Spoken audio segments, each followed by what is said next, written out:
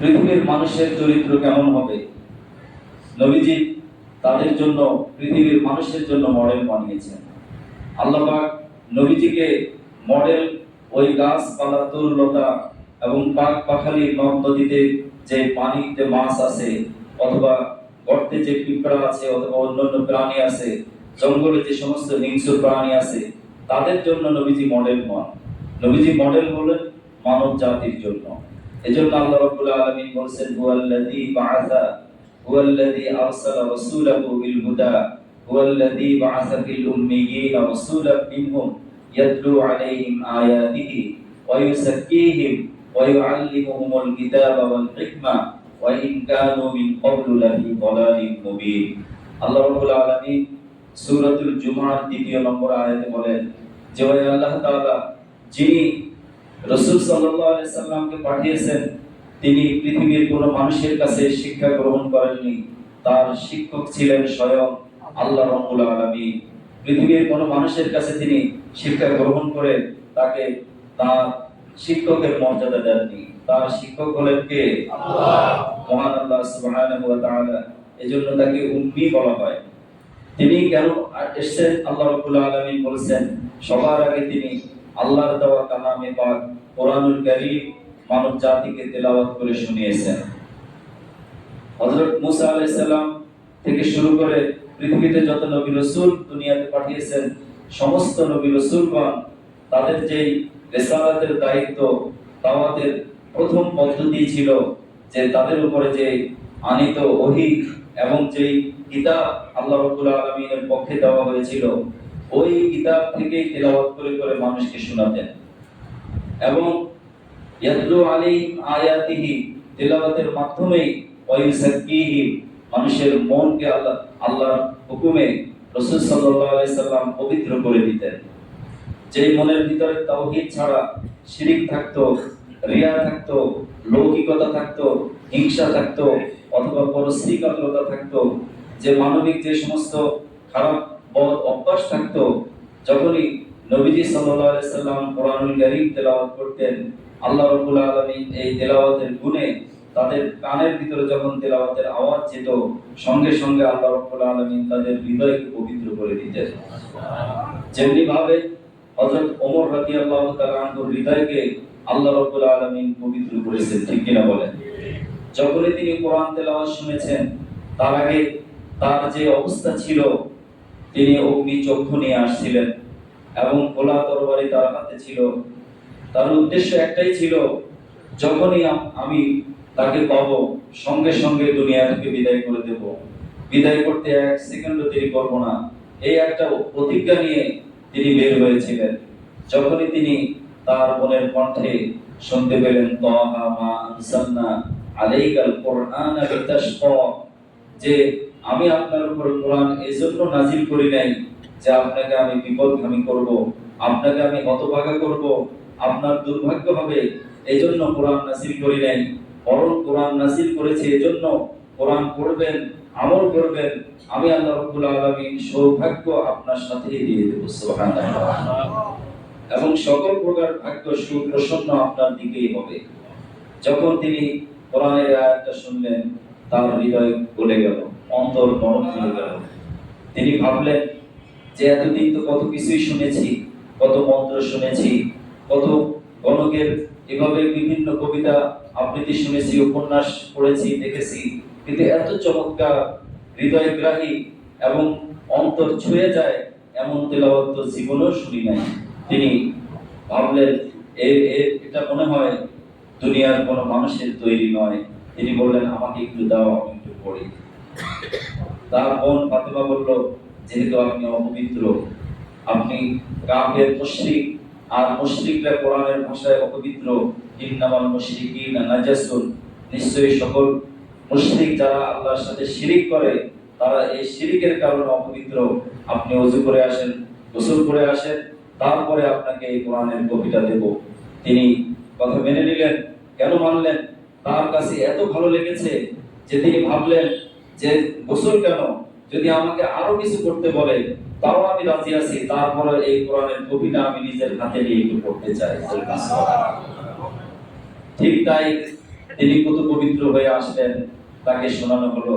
তিনি বললেন যে আমি যা কিছু দুনিয়াতে শুনেছি, এত চমৎকার এত সুন্দর কথা আর কখনো শুনি নাই।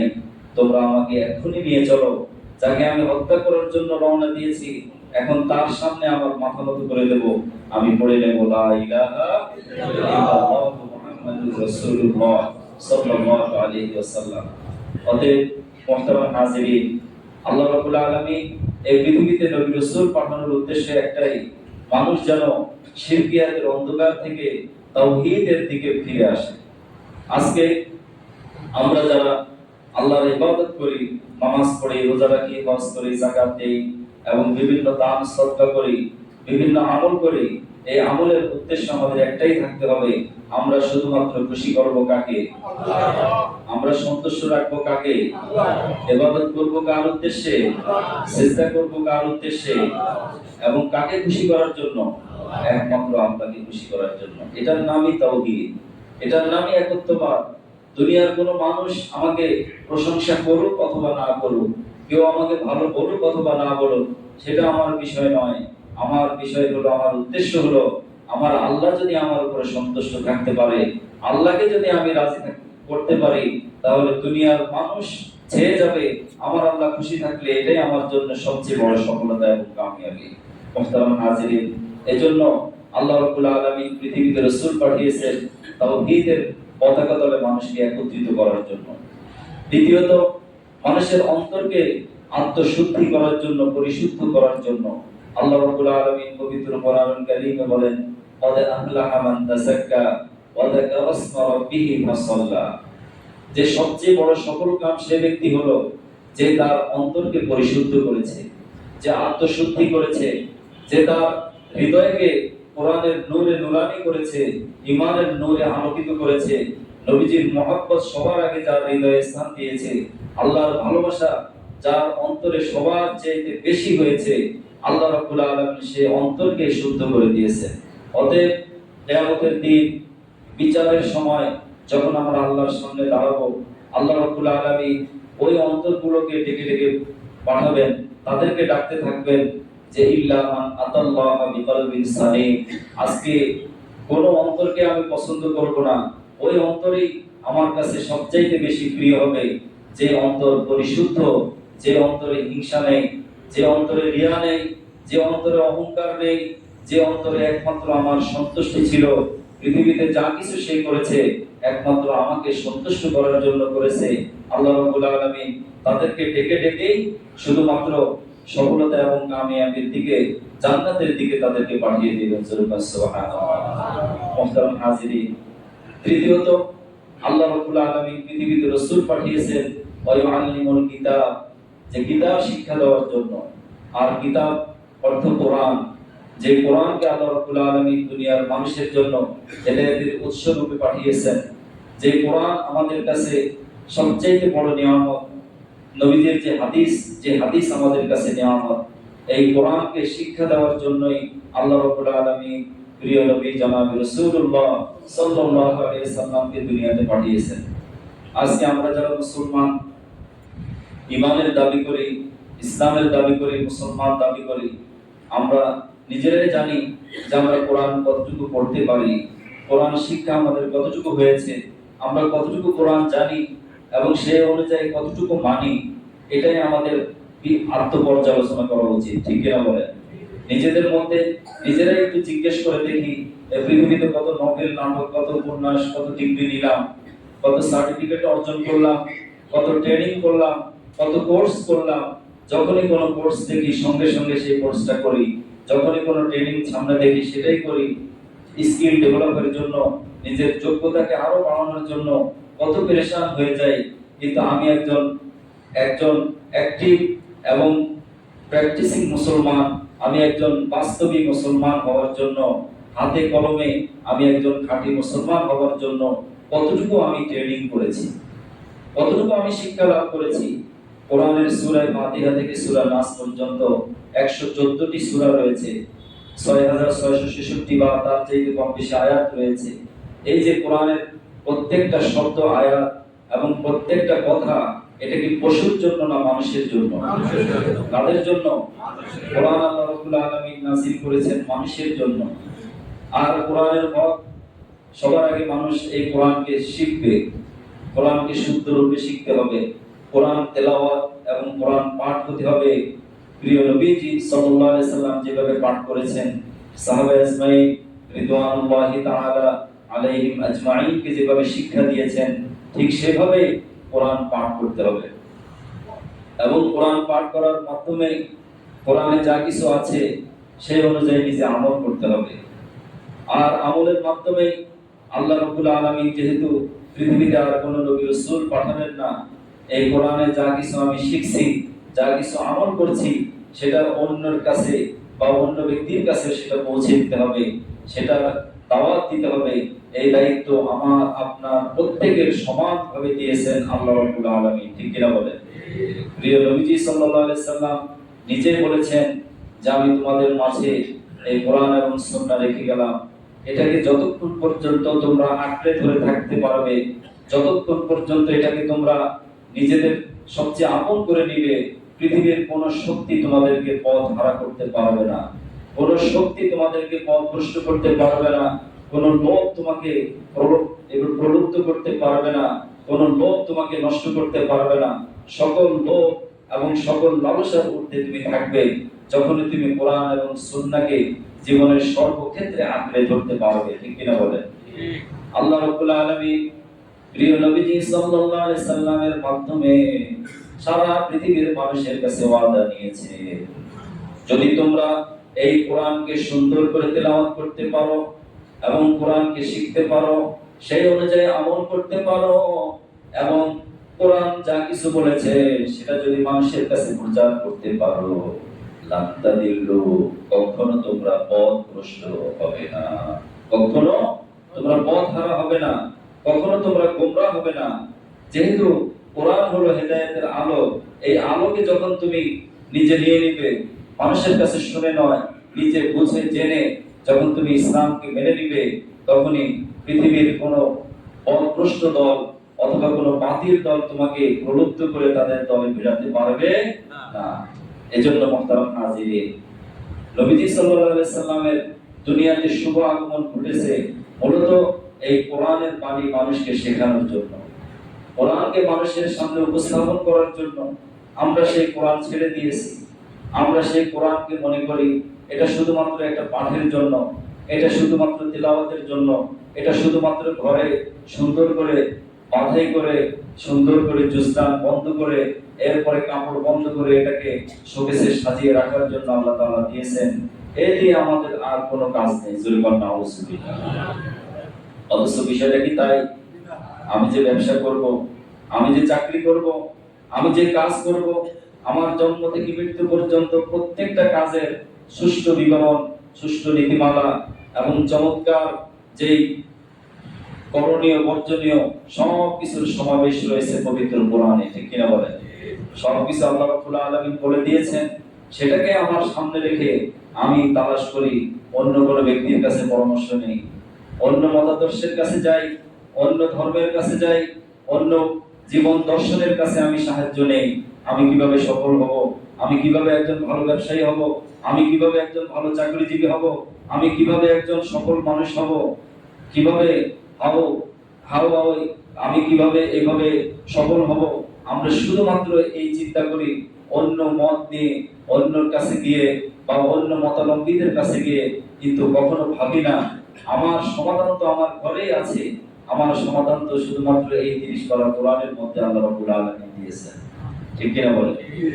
এই চিন্তা যতক্ষণ পর্যন্ত মুসলমান না করবে, দুনিয়াতে যে প্রান্তেই থাকুক না কেন, মুসলমান কখনো সফলতার মুখ দেখবে না, দেখবে, দেখার কোনো সম্ভাবনাও নেই। আল্লামা ইকবাল তিনি স্পেনের গ্রানাডায়, যেখানে স্পেনের রাজধানী, মুসলমানদের ইতিহাস ঐতিহ্যের অসংখ্য চিহ্ন যেখানে রয়েছে, এবার বিশ্বকাপ কারা পেয়েছে? সেই স্পেনই মুসলমানরা শাসন করেছে দীর্ঘ 700 বছর। কয়শো বছর? 700 থেকে 800 বছর স্পেন শাসন করেছে। তিনি সে স্পেনে বসে মুসলমানদের বিষয়ে গবেষণা করেছেন। তিনি চিন্তা করেছেন মুসলমানদের কেন এত অধঃপতন। যে মুসলমানরা শুধুমাত্র ঘোড়া দৌড়ায়া, হযরত তারিক বিন জিয়াদ তিনি যে স্পেন বিজয় করেছিলেন, তিনি যে ঘোড়ার পিঠে চড়েছেন, তার সাথে যে সৈন্যবাহিনী ছিল, তাদের মনোবল চাঙ্গা করার জন্য তিনি সামনে গিয়ে এভাবে ঘোড়ার লাগামগুলো ফেলে দিলেন এবং ঘোড়ার যে সমস্ত সৈন্য ছিল তাদেরকে বললেন যে তোমরা যদি এখন সামনে ছাড়া পিছনে যাও, পিছনে কিন্তু সমুদ্র আর সামনে হলো সৈন্য, সমুদ্রে গেলে ডুবে যাবে, আর সামনে হলো সৈন্যবাহিনী, না যে কোনো উপায় নেই। সৈন্যবাহিনীর মনোবল তিনি চাঙ্গা করার জন্য তিনি কোরআন আয়াত তেলাওয়াত করলেন, যদি ইয়াকুম মিনকুম 20 সাবিরুন ইয়াগলিবু মিয়াতাইন, যদি তোমরা শুধুমাত্র সবরকারী, ধৈর্য ধারণকারী 20 জন থাকো, আল্লাহ রাব্বুল আলামিন তোমাদের এই তাওয়াক্কুলের বদৌলতে 2000 সৈন্যের মোকাবেলায় তোমাদেরকে বিজয়। অতএব তোমাদের হতাশ হওয়ার কোনো কারণ নেই। সৈন্যরা মনোবল নিয়ে ঝাঁপিয়ে পড়েছিলেন। এভাবে হাজার হাজার শত্রুর মোকাবেলায় আল্লাহ রাব্বুল আলামিন ইসলামকে মুসলমানদের হাতে দিয়ে দিয়েছেন। সুবহানাল্লাহ। তিনি বলেছেন, ও জামানা মে মুআজ্জাজ থে মুসলমান হোগা। সেই সময় মানুষ সম্মানিত হয়েছিল সাহাবা ইজমাইনদের যুগে। হযরত আবু বকর থেকে শুরু করে একেবারে নবীজির আপনা থেকে আপনা একজন সাহাবী, যাদেরকে নবীজি সাল্লাল্লাহু আলাইহি সাল্লাম শিখিয়েছেন লা ইলাহা ইল্লাল্লাহ তুফলিহুন, তোমরা পড়ে নাও তাতেই তোমরা সফল হবে। বিদায় হজের ভাষণ দিয়ে নবীজি এভাবে বিদায় নিলেন। তখনই সাহাবা ইজমাইনগণ পৃথিবীর বিভিন্ন প্রান্তে ছুটে চলেছেন, যে যত দূর গিয়েছেন সেখানে কালেমা পতাকা উড়িয়েছেন, প্রত্যেকে দিনের দাওয়াত নিয়ে গিয়েছেন। আজকে নবীজি সাল্লাল্লাহু আলাইহি সাল্লাম যে কোরআন আমাদেরকে শিখিয়েছেন, সাহাবা ইজমাইনদেরকে শিখিয়েছেন, সেই কোরআন থেকে আমরা অনেক দূরে সরে আছি। এজন্য নবীজি দুনিয়ার আগমনের উদ্দেশ্যই হলো মানুষ যেন কোরআনকে সুন্দরভাবে আঁকড়ে ধরে, কোরআনের বাণী যেন মানুষ নিজেরা তেলাওয়াত করে এবং এর উপরে আমল করে। কোরআন ছাড়া যেন মানুষ অন্য কোনো কিছুর কাছে বা অন্য কোনো মতাদর্শের কাছে গিয়ে সফলতা না খোঁজে। সফলতা পেতে হলে আসতে হবে কোরআনের কাছে, ঠিক কিনা বলেন? আল্লাহ রাব্বুল আলামিন বলেন, ওয়ায়ুযাক্কিহিম ওয়া ইউআল্লিমুহুমুল কিতাবা ওয়াল হিকমা। একজন মুসলমান যে ঈমানের দাবি করে, সে শুধুমাত্র ভাষা জ্ঞান দিয়ে মুসলমান না হয়। ভাষা জ্ঞান নিয়ে, সামান্য জ্ঞান নিয়ে, যে জ্ঞানের মাধ্যমে যখন কোন মুসলিম তাকে আল্লাহ সম্পর্কে জিজ্ঞেস করবে অথবা কোন কাফের মুশরিকের সামনে সে পড়ে যাবে, তাকে তো ইসলাম সম্পর্কে জিজ্ঞেস করবে। ইসলাম সম্পর্কে প্রশ্ন শুনে সে হতবাক হয়ে যাবে। আমি তো জানি না, আমি তো কোরআন পড়তে পারি না, আমি তো কোরআনে কি আছে বুঝি না, আমি শুধুমাত্র জেনে বাবার কাছে জেনেছি, আলেমের কাছে জেনেছি, ওলামায়ে কেরামদের কাছে জেনেছি, আমি শুধু এতটুকু শুনে মুসলমান হয়েছি। এতটুকু শুনে মুসলমান হওয়া যাবে না। একজন মুসলমান হতে হবে, সে পরিপূর্ণরূপে ইসলামকে জানতে হবে এবং জানার মাধ্যমে তার ভিতরে একটা কনফিডেন্স আসবে, আত্মনির্ভরতা আসবে, তার ভিতরে একটা শক্তি তৈরি হবে। সে জানবে, সে বুঝবে আমি শুধুমাত্র নামের মুসলমান নই, আমার আছে কোরআন, আমার আছে হাদিস, আমার আছে আল্লাহর পক্ষ থেকে দুনিয়াতে অসংখ্য নিয়ামত, সেগুলো আল্লাহ রাব্বুল আলামিন আমার জন্যই তৈরি করে দিয়েছে, ঠিক কি না? এইজন্য মুহতারাম হাজিরিন, নবীজি সাল্লাল্লাহু আলাইহি ওয়াসাল্লামের আগমনের আরেকটি উদ্দেশ্য হলো যে দুনিয়াতে মানুষ যেন আল্লাহর উপরে পরিপূর্ণ আস্থা এবং বিশ্বাস রাখে। সাহায্য চাইলে একমাত্র কার কাছে? আর কোনো কিছু বিপদে পড়লে বিপদ থেকে উদ্ধারকারী একমাত্র কে? আল্লাহ। এজন্য সাহায্য চাইতে হবে কার কাছে? আল্লাহর কাছে। এই যে আল্লাহমুখী হওয়া, এজন্য আল্লাহ রাব্বুল আলামিন রাসূল সাল্লাল্লাহু আলাইহি ওয়াসাল্লাম আর নবীজি সাল্লাল্লাহু আলাইহি সাল্লাম নিজে দুনিয়াতে এসে নবুয়ত প্রাপ্তির পর থেকে শুরু করে মৃত্যু পর্যন্ত নবীজি কখনো এভাবে শুয়ে বসে অলসতা করে দিনের দায়িত্ব পালন করেননি। মা খাদিজাতুল কুবরা নিজের ভাষায় বলেন যে নবীজি যখনই আমার ঘরে আসতেন একেবারে ক্লান্ত শ্রান্ত ঘর্মাক্ত হয়ে কপালটা ঘেমে যেত, আমি নবীজি সাল্লাল্লাহু আলাইহি সাল্লামকে আমার আঁচল দিয়ে, আমার কাপড়ের আঁচল দিয়ে তার কপালটা মুছে দিতাম। নবীজি বলতেন, আল্লাহর পক্ষ থেকে আমি যে দায়িত্ব পেয়েছি, তারপরে আমার কাছে মনে হয় আমি যেন পুরোপুরি দায়িত্ব পালন করতে পারি নাই।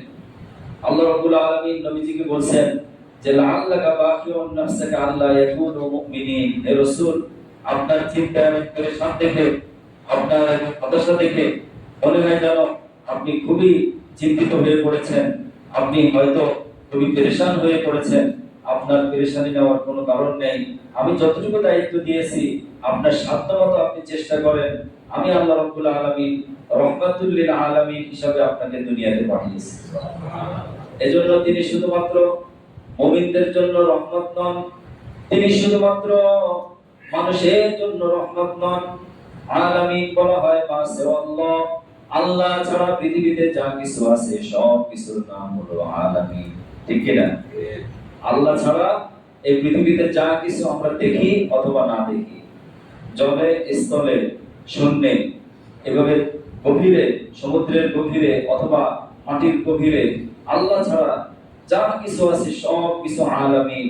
আর কুল আলামিনের জন্য রহমত হলেন বিশ্বনবী মুহাম্মদুর রাসূলুল্লাহ সাল্লাল্লাহু আলাইহি ওয়াসাল্লাম। এজন্য আল্লাহ রাব্বুল আলামিন এই ঘোষণা দিয়েছেন, ওমা আরসালনাকা ইল্লা রাহমাতাল লিল আলামিন। হে রাসূল, বুঝি না এছো বেঁধে মোরে কোন সুতোয় তুমি, রেখেছো বেঁধে মোরে কোন সুতোয়। জানি না গোপনে কেমন করে, জানি না গোপনে কেমন করে হৃদয় গড়েছ প্রেমের বলয়। হে রাসূল, বুঝি না আমি রেখেছ বেঁধে মোরে কোন সুতোয় তুমি। ঠিক না? নবীজির সাথে এই মহব্বতের মাত্রা হতে হবে। আল্লাহর পরে নবীজির মহব্বত আমাদের হৃদয়ে থাকতে হবে। এজন্য রবিউল আউয়াল মাস এলে আমরা নবীজির গান গাইবো, আর রবিউল আউয়াল মাস গেলে নবীজিকে ভুলে যাব। এটার জন্য নবীজি দুনিয়াতে আগমন করেননি। দুনিয়াতে আগমনের উদ্দেশ্যই হলো এই পৃথিবীতে যত দিন আছে, যত মতাদর্শ আছে, সকল দিনের উপরে, মতাদর্শের উপরে আল্লাহর দ্বীনকে দুনিয়াতে বিজয় করা। ঠিক না? আর আল্লাহর দ্বীনকে এখন বিজয়ের রূপে আছে, যখন আছে কিনা? আল্লাহর দ্বীন এখন পৃথিবীতে কি বিজয় আছে? শাসন কি মুসলমানদের হাতে? এই পৃথিবীর শাসন কারা করছে? ইহুদিরা, মুশরিকরা, কাফেররা, খ্রিস্টানরা, ভিন্ন মতাবলম্বী বা ভিন্ন ধর্মীরা। মুসলমানদের হাতে পৃথিবী নাই। কারণ কি? মুসলমানরা কোরআন থেকে দূরে সরে আছে। আমরা নিজেরাই বাংলাদেশের মুসলমান, 18 কোটি মুসলমানের মধ্যে শতকরা 90 থেকে 92% মুসলমান। তারপরেও বলতে পারি না যে আমি ইসলামের যে কালিমাগুলো আছে এই কালিমাগুলো আমরা শুদ্ধ করে অনেকে পড়তে পারবো না। আছে না নাই? কোরআন আমরা এখানে যে কজন আছি আমরা অনেকে কোরআন শুদ্ধ করে পড়তে পারি না। আছে না নাই? যে ছাত্র সমাজ আছে যারা সব সময় অধ্যয়নের মধ্যে থাকে, পড়ালেখার মধ্যে থাকে, মুসলমানের সন্তান, তাদের ভিতরে এই অনুভূতি নেই এই কোরআন আমার সবচেয়ে বড় সিলেবাস, আমার সবচেয়ে বড় কারিকুলাম, এই কোরআন আমার জীবনের সংবিধান, এই কোরআন আমাকে হেদায়েতের পথে রাখবে। সবার আগে আমাকে কোরআন শিখতে হবে, কোরআন সুন্দর করে জানতে হবে, কোরআনকে মানতে হবে, এই অনুযায়ী আমাকে চলতে হবে। এই অনুভূতি ছাত্র সমাজের মধ্যে আছে? নাই। যুবকদের মধ্যে আছে? বুড়োদের মধ্যে আছে? আমরা যারা অভিভাবক, আমরা যারা বাবা মা, আমরা যারা সন্তানের বাবা, আমাদের ভিতরে কি সেই অনুভূতি আছে যে আমার বাচ্চাকে সবার আগে শেখাবো কালিমা, সবার আগে শেখাবো নামাজ, সবার আগে শেখাবো পাক পবিত্রতা, সবার আগে তাকে দ্বীন শেখাবো, সবার আগে আমি তাকে ইসলাম শেখাবো, সবার আগে তাকে তাওহীদের যে ভিত্তি তার হৃদয়ে আমি অঙ্কুরিত করে দেব, তার হৃদয়ে স্থাপন করব। যখন তাওহীদের গাছ তার হৃদয়ে আমি রোপণ করে দেব, এই গাছের শিকড়, পাতা, পল্লব এবং শাখা প্রশাখা গিয়ে তখন আল্লাহ রাসূলের ভালোবাসা, মায়ের ভালোবাসা, বাবার ভালোবাসা, মুরব্বীদের প্রতি শ্রদ্ধা, ছোটদের প্রতি স্নেহ, সমাজের সব মানুষের প্রতি তার কি দায়িত্ব, কর্তব্য, এগুলো তখন তার মনের ভিতরে স্থান পাবে। ঠিক কিনা বলেন? যখন আমি তাকে ভিত্তি কালিমাই যখন শিখাবো না, আমি তার ভিতরে যদি কোরআনে না ঢুকাতে পারি, ইমানের নূর যদি তার ভিতরে না দিতে পারি, আমি আশা করতে পারি না যে কখনো তেঁতুল গাছ থেকে আমি মিষ্টি ফলের আশা করতে পারি না, অথবা আঙ্গুর ফল থেকে, আঙ্গুর গাছ থেকে আমি কখনো তেঁতুলের আশা করতে পারি না। আমি গাছ লাগাবো যেটা, ফল পাবো সেটা। ঠিক কিনা বলেন? এজন্য মুহতারাম হাজিরিন, আসুন, রবিউল আউয়াল মাস, রবিউল মানে হলো বসন্ত, আউয়াল মানে প্রথম। এই প্রথম বসন্তে, পৃথিবীর বসন্ত ছিলেন বিশ্বনবী মুহাম্মদুর রাসূলুল্লাহ সাল্লাল্লাহু আলাইহি সাল্লাম। পৃথিবী যেখানে বিরান হয়েছিল, তিনি আগমন করে পৃথিবীকে বসন্ত এনে দিয়েছেন। এই বসন্তের মাসে, নবীজির আগমনের মাসে